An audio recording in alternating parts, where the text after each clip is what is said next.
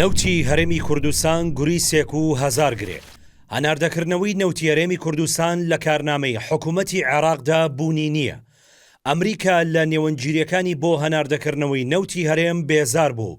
کۆمەڵەی پیشەسازی نەوتی کوردستانیش دەڵێت هیچ وادەیەک لە ئارادانیە بۆ دووبارە هەناردەکردنەوەی نەوتی هەرێم.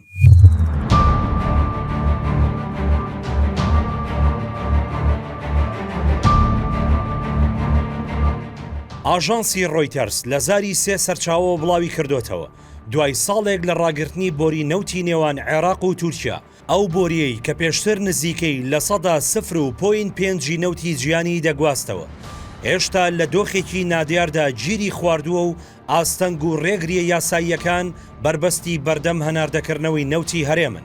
ڕۆژانە نزیکەی 450,000 بەرمیل نەوتی هەرێمی کوردستان لە ڕێگەی بەندەری جەیهانی تورکیاوە هەناردەی بازاڕەکانی گیان دەکرا. بەپێی خەمڵانەکانی کۆمەڵەی پیشەسازی نەوتی کوردستان ناسراو بە ئەپیکۆر بەداخستنیشی نزیکەی 11 بۆ 12 ملیارد دۆلار زیانی بە عێراق و هەرێم گەیاندووە. بە گوێرەی ئەو سەرچاوەی قسەی بۆ ئاژانسی ڕۆیتەرس کردووە. لە ئێستادا بە هیچ شێوەیەک باز لە دەستپێکردنەوەی هەناردەی نەوتی هەرێم ناکرێت. ئەنقەرە لە 25 ئازاری 2023 بە بڕیاری دادگای ناوبژیوانی پاریس هەناردەی نەوتی هەرێمی لە ڕێگای بەندەری جەیهانەوە ڕاگرت. ئەمەش بە هۆکاریەوەی تورکیا بێ ڕەزامەندی حکوومەتی عێراق نەوتی هەرێمی هەناردە کردو و پێشێلی بڕگەکانی پەیماننامەی ساڵی 1970 کردووە.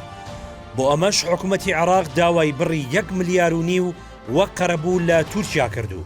دادگای ناوبژیوانیش داواکەی لە بەرژەوەندی عێراق کۆتایی پێێنا.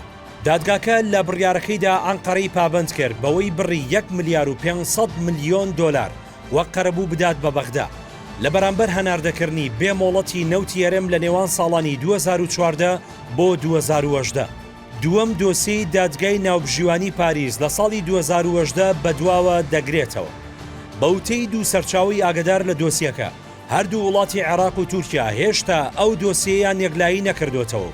تا ئێساش پرۆسەیەکی درێژخایانی یاسایی لە بەردەم دۆسیەکەدایە و تەواو نەبووە. لەلایەکی دیکەوە لەگەڵ بڕیارەکانی ڕێکخراوی ئۆپیک بۆ کەمکردنەوەی هەناردەی نەوتی عێراق بە مەبەستی پاڵپشتیکردنی نرخی نەوت لە بازاڕەکانی جیاندا بە هیچ شێوەیەک دەستپێکردنەوەی هەناردەی نەوتی هەرێم لە بەرنامەی کاردا نییە. ئەمە جگەلەوەی فاکتەرە جیۆپۆلیتیکەکانیش بربەستێکی دیکەی بەردەم پرۆسەکان گرژەکانی نێوان حکوومەتی عێراق و هەرێم هێندەی دیکە ئاسۆکانی بەردەم هەناردەکردنەوەکەی نادیار کردووە. مایکل نایتس پسپۆر لە پەیمانگای واشنتۆن بۆ لێکۆڵینەوە لەسەر عێراق دەڵێت ئەمریکا بەدەستپێکردنەوەی هەناردەی نەوتی هەرێم سوودمەندی یەکەم دەبێت کە دەبێت هۆی دابەزینی نرخی نەوت لە بازاڕەکاندا و بۆ ئەم مەبەستەش پێشتر چەندین هەوڵی داوە بە تایبەت لە ڕووی دۆزینەوە و پەیداکردنی دەڵاڵەکانی گرێبەست بۆ کڕینی نەوتی هەرێم. بەڵام لەو پرسە بێزار بوو چیتر هەوڵی لەگەڵ نادات بەهۆی ئەوەی عێراق و هەرێم لە زۆر پرسی ئاڵۆستری دیکەی نێوانیاندا تا ئێساش نەگەیشتونە تا ڕێکەوتن. لەلایەکی دیکەوە کلیلی هەر ڕێکەوتنێک بۆ دووبارە هەناردەکردنەوەی نەوتی هەرێم پەیوەندی بە کۆمپانیان نێودەوڵەتیەکانی بواری نەوت هەیە لە کوردستان کە لە ئەنجامی ڕاگررتنی هەناردەی نەوتی هەرێم زیانێکی زۆریان بەرکەوتووە تەنیا دەتوانن بۆ ناوخۆی هەرێم کار بکەن. ئاژانسی ڕۆیتەرس ئاماژەی بەوە داوە کە کۆمپانیەکانی بواری دەرێنان و گواستنەوەی نەوتی هەرێم لە ماوەی ساڵێکدا زیاتر لە 1.5 ملیۆن دۆلار زیانیان بەرکەوتووە. ئەمە سەرباری ئەوەی قەرزی کەڵەکەبووی کۆمپانیەکان لای حکوومەتی هەرێم لە ماوەی تشرینی یەکەمی 2022 تا ئازاری 2023دا نزیکەی 1 ملیار دۆلارە.